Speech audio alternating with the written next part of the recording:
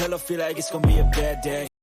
What's good, everyone? Welcome inside the Bucks Film Room podcast. My name is Brian Sampson. I'm your host. You can find me on Twitter at Bucks Film Room. I write about the Milwaukee Bucks for Forbes Sports. We have a really exciting episode here coming at you today, this morning, tonight, whenever you're listening.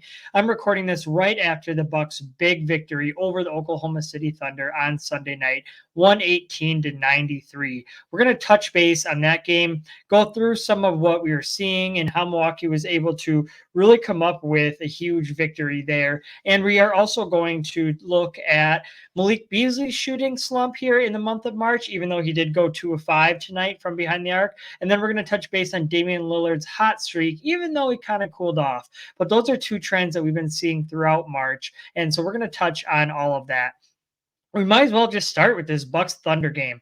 Like I said, Milwaukee whooped the Thunder 118-93. It was a 1-point game at half. Milwaukee used a huge third quarter to dominate the Thunder and really grab control of the game. And this was a huge win, not just because the Thunder have the best record in the Western Conference and have an MVP candidate in SGA, but Milwaukee's now 3 games up over the Cleveland Cavaliers for second place in the Eastern Conference. The Cavs got absolutely walloped on Sunday night against the Miami Heat. And so with just 11 games remaining for the Bucks, they have a 3-game lead over the Cavs, which is huge because Cleveland owns the tiebreaker due to them clinching a better division record. So if the two teams were to finish with the same record, the Cavs would have second place in the East. So clinching that, or at least getting 3 games up on the Cavs now with 11 to play, is a big step in the right direction for Milwaukee. They still have a few tough games here coming up down the stretch. They play the Lakers on Tuesday in their next game, but really they want to get home court advantage in that second round if they're fortunate enough to make it that far this year. Obviously, the number one goal is to stay out of that 4 or 5 matchup for obvious reasons in the first round, but also then so you don't have to play the Boston Celtics in the second round. So 3-game lead after this huge win. That's wonderful. The biggest takeaway transitioning here to this Bucks Thunder game was Milwaukee's defense. I think this is probably one of the best games that I've seen them have as a team all season long. I thought that it was a huge effort, and I thought they did a lot of great things. Of course, it helps when the Thunder couldn't make shit from behind the arc. They couldn't make any 3-point shots. They were 10 of 43, which is 23.3%. So that's really always helpful, obviously, but also Milwaukee was flying around. They were communicating. They were connected on defense. The way they were handling their rotations is something that we've rarely seen. We've maybe seen it in some of these bigger games, but not consistently. And tonight, they were just flying around all over the place. Really, really wonderful to see. The Thunder came in with the 3rd best offensive rating in the NBA at 120.7, according to Cleaning the Glass. So I'm going to go through a couple of stats here, just so I don't have to keep citing it. They're all based off of Cleaning the Glass. That's where all these stats come from. So 3rd best offensive rating in the NBA at 120.7.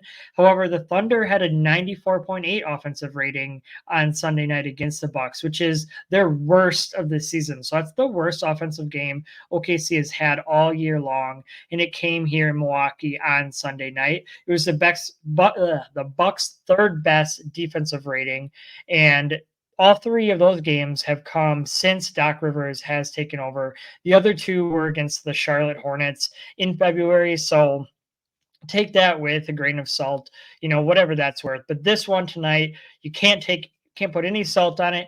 Bucks just dominated. They were the better team. Malik Beasley, props to him. He was awesome on SGA. SGA finished 5 for 12 for 12 points and 4 turnovers, and Beasley was his primary defender. He was working. He was getting into him on those ball screens, diving on the floor at one point, saving the ball from going out of bounds after Josh Giddey had dribbled off his foot.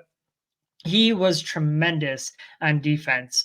One thing that's worth watching is, so Damian Lillard and Malik Beasley, what often happens is they switch screens. They are kind of like, they're like defenders, right? And so when there are ball screens, instead of Beasley trying to fight over it or fight through the pick, oftentimes they will just switch, which I think nullifies a little bit. Like, Bucks want to hide Lillard on defense. They shouldn't just be switching so willy-nilly. It shouldn't be that easy. You just switch any contact on that. I'd like to see them mix that up a little bit. Otherwise, it's too predictable, and teams are just going to get Lillard involved in that action. I know he had that big steal the other night.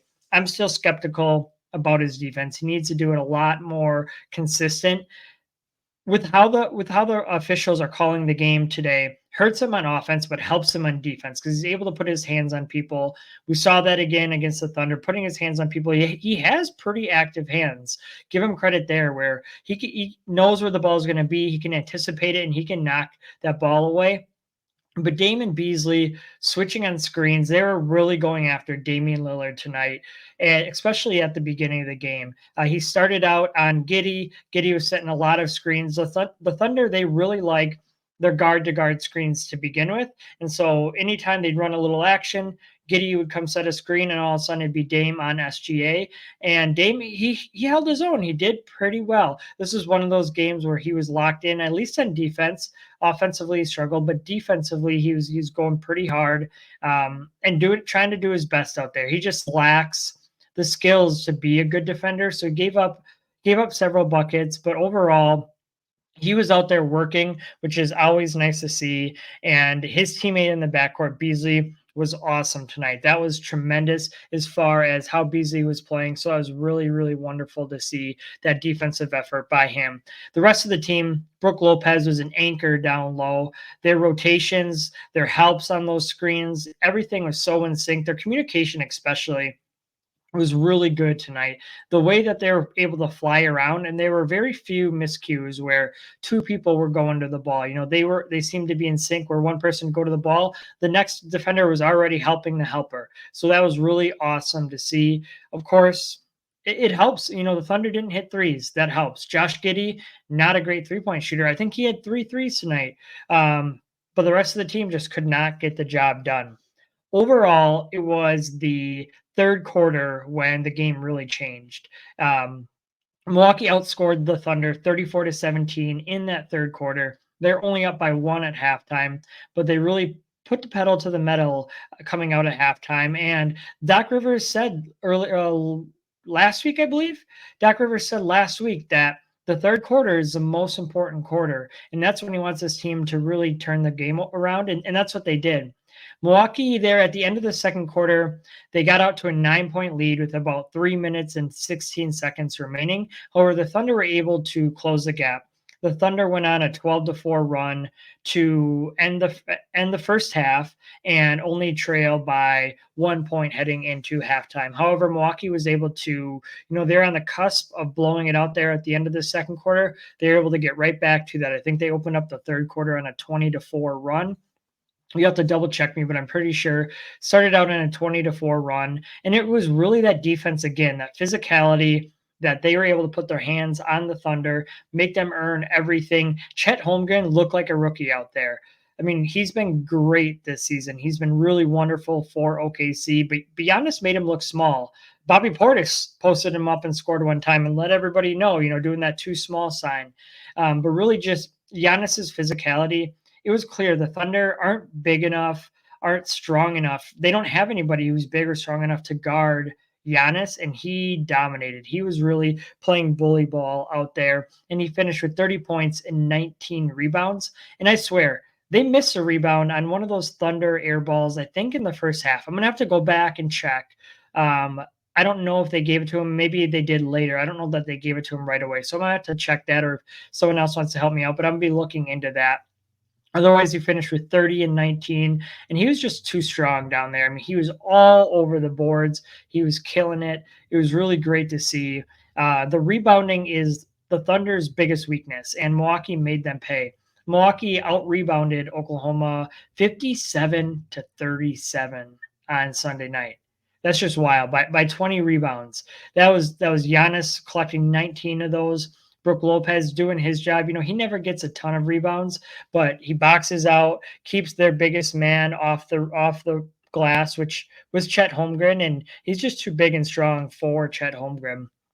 So overall, the rebounding defense was great. Middleton got his second career triple double at the very end. He threw a lob to Giannis to get his 10th assist when he already had no. So let's back that up. He had 9 rebounds, 9 points, and 9 assists.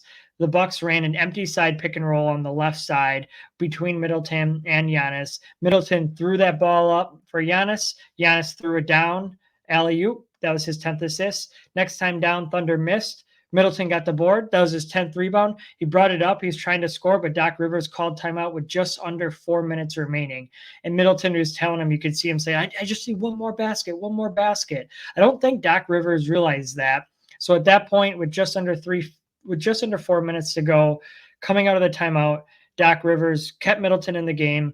Middleton scored a bucket to give himself his second career triple-double with 11 points, 10 rebounds, and 10 assists. And then Middleton promptly fouled the Thunder after they inbounded the ball and took himself out of the game. So that was great to see. Love to see that rewarded. And I'm fine with that. I mean, it's still at 3:50 left. It was like a 22, 24-point game. We've seen crazier things happen, even though the Bucks were trying to get their backups in there. The Thunder had already pulled their starters. I'm fine with that. It's not like he has a bunch of triple doubles. Even if he did, I'd be cool with it either way. You know, you just got him one extra possession in there. So that was great to see. One thing I do want to talk about more is Pat Connaughton's spacing. He did a great job tonight of knowing when to space to the corner, space to the three-point line, but also he worked dunker spot to dunker spot, short corner to short corner, a low block to low block. He really had he received some great feeds, but it was because of his movement. He only finished 1 of 5 from the three-point line, but he was 4 for 4 from inside the arc, and they were all probably at point-blank range. I'd be interested to see his shot chart, but I would guess they were all block to block, those 4 shots inside the arc. Really did a great job of finding those open gaps when Giannis has the ball, when Damian Lillard has the ball. You know, they draw a ton of defensive attention, and Lillard did a great job of playing off of when his man turned his back, wasn't paying attention. He slid through there and was really able to find those open spots. So that was great to see from Pat Connaughton tonight. Overall, a very, very solid game for the Bucks. And they got some momentum going here. You know, they have the Lakers here coming up next. I'm going to pull up their schedule here. So the Lakers on TNT on Tuesday night, and then the Pelicans on Thursday night, and then the Hawks on Saturday night. That's their upcoming slate. So they've won 4 out of their last 5, starting to get some momentum here moving forward. So transitioning out of the game, there's a couple of call-outs that I wanted to touch base on. And first of all, Malik Beasley shooting slump. So these numbers are not going to be reflective of Sunday night's game. This was research that I did heading into Sunday night. So this is not including Sunday night when Beasley went 2 of 5. But overall, Malik Beasley's had a very good shooting season from behind the arc. He's shooting 43% from downtown this season, 43.7% of those let me rephrase that. He's shooting 43.7% on catch and shoot threes, which I call that out because that's really his primary role in this offense. Get him into those corners, space him out to the wings. And when his guy helps, he's there as that safety valve for Damian Lillard and for Giannis. So 43.7% on his catch and shoot threes. That's great. In corners, he's elite in the corners, 49% on corner threes, which, according to Cleaning the Glass, ranks in the 90th percentile among wings. So that spacing is really key for Milwaukee's offense because you can't leave him. When a guy's shooting that well, you can't leave him. Unfortunately, he has hit a slump. So if we take his stats, like I said, right now he's shooting 43% from downtown. But up until February 26th, that number was at 45.2%. So that was really, 45%. He ranks second among the 95 players in the NBA who average at least 5 threes per game. It's come down since then. March has been a very rough month for him.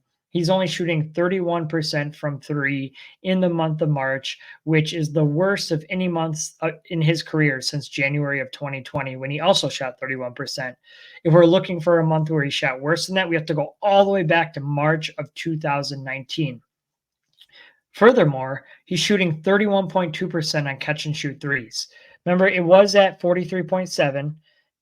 In March, it's at 31.2, which is second to last among the players who average at least 5 catch and shoot threes per game. That's an issue. If that's going to continue, Milwaukee's spacing is going to be shot. If he's only going to be making them at a 31% clip instead of a 43, 44, 45% clip, that's a huge dip, and defenses are going to continue to sag off of him if that's what he's going to do. The good thing is history says that he'll turn around. This is his first month this season where he shot below 40%, not including October when they only played, 2 or 3 games. So history says he'll turn it around. Like I said, this is his worst shooting month in 4 years, 5 years. So I think that's a good sign. Another good sign is the offense hasn't dipped with him on the court. Offense has actually gotten a little bit better as far as their plus minus when Beasley is on the court. Some of that, of course, can be Dame getting hot.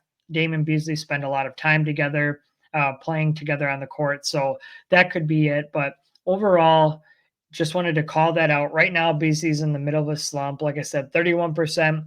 Doesn't take into account the 2 for 5 that he shot on Sunday night, but I wouldn't expect that to go up because at least one of them was a pull-up jumper, step-back jumper.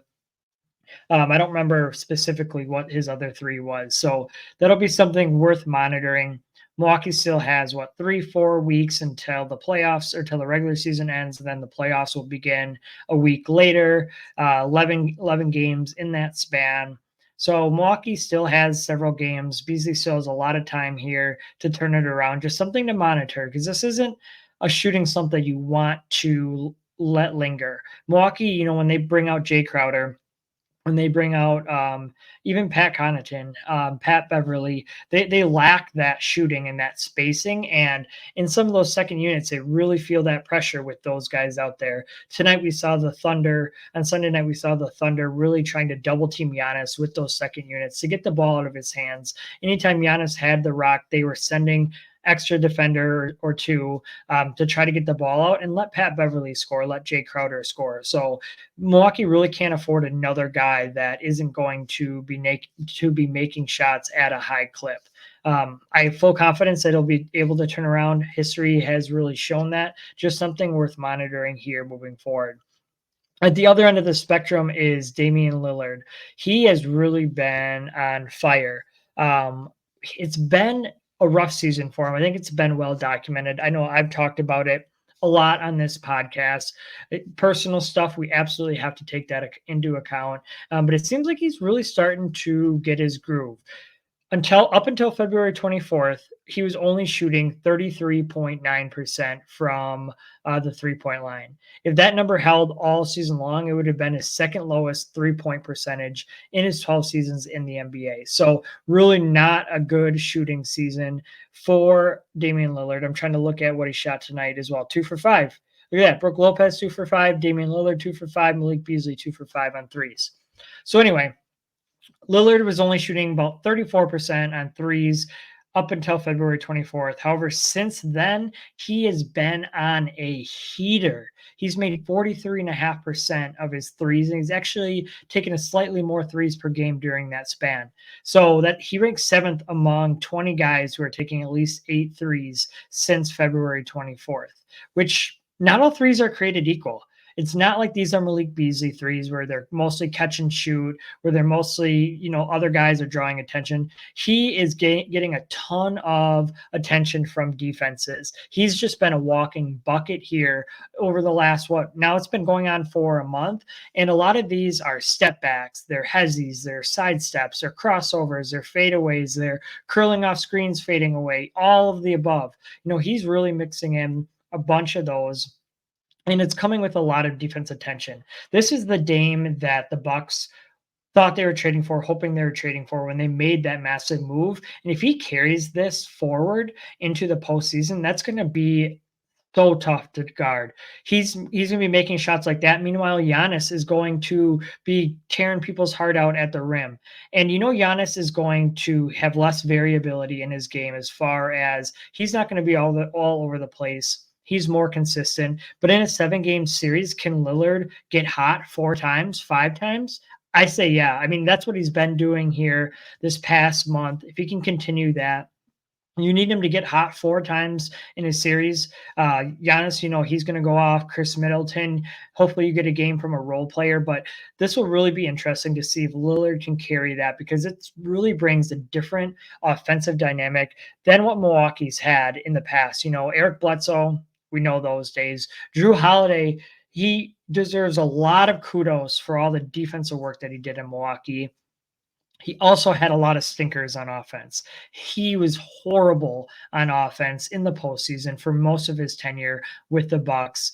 Lillard is going to be an upgrade over that. If he brings this level of shot making and just playmaking for his teammates too, the way that he's been drawing that attention in from opposing defenses, setting up his guys, getting his guys open looks, this Bucks offense should be able to take it to a level that we have not seen in the postseason in the past, 5 or 6 years since they have been at this level.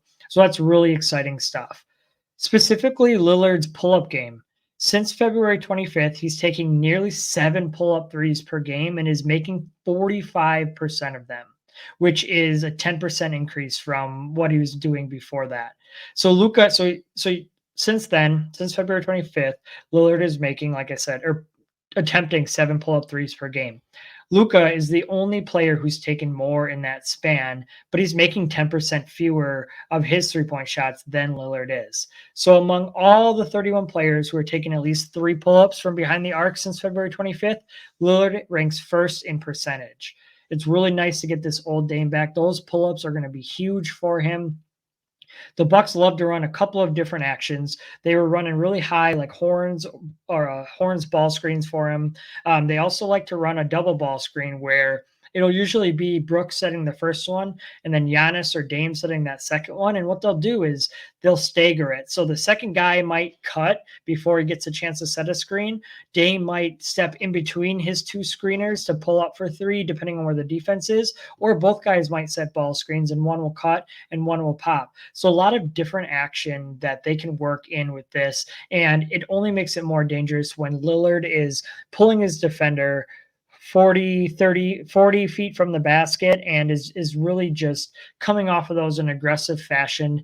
I've said this once. If I've said this once, I've said it a million times. His basketball IQ on offense is so high. He doesn't just call his shots or call his number to score in the first quarter and the second quarter. He really has the long game in mind. He really is looking at, all right, how can he set it up so he can dominate the fourth quarter and get his team the win? He understands when to look for his shot, when to attack the rim, and when to use his teammates. And this weapon, getting back to this dangerous three-point shooting, is really only going to help him take it to the next level. So I'm really excited to see what that looks like. If he can continue that hot shooting, Milwaukee's only going to be for the better, and it's coming at the perfect time. I mean, getting ready to go into the playoffs, we got about 3 weeks, getting ready to come into the playoffs with that hot shooting. That'll be really, really great to see, and I'm excited to watch Milwaukee's offense in the playoffs. In the past years,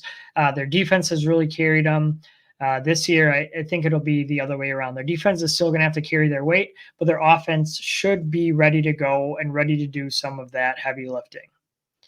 So that's all that I have for you folks tonight or today, this morning, whenever you're listening. One thing is I did post on Twitter or X. I still don't know. It feels weird calling it X for questions. I'm going to get to those on Wednesday's podcast. So Wednesday's podcast, we'll break down the Bucks-Lakers game. We'll see whatever else comes up in between there. I'm sure there'll be some good topics to talk about, and then I will answer those questions as well. So thank you all for tuning in. I really appreciate it. You can find me on Twitter, X, whatever, at Bucks Film Room, and I will be back on Monday. Catch you next time.